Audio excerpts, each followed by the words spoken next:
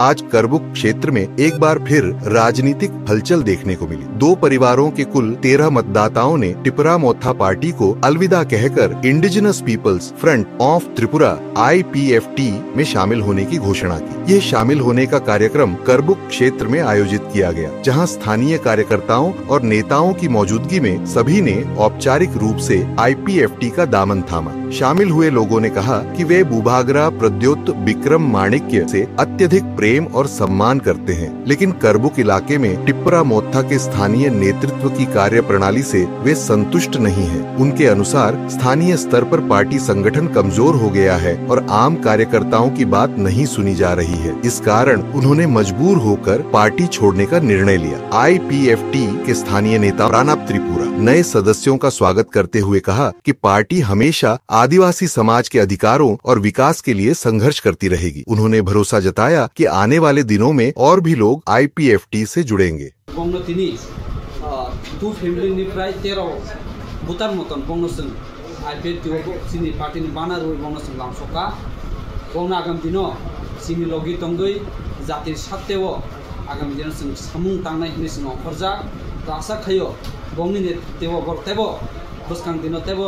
borok tui birak khesina IPFT ni ekta success khani hina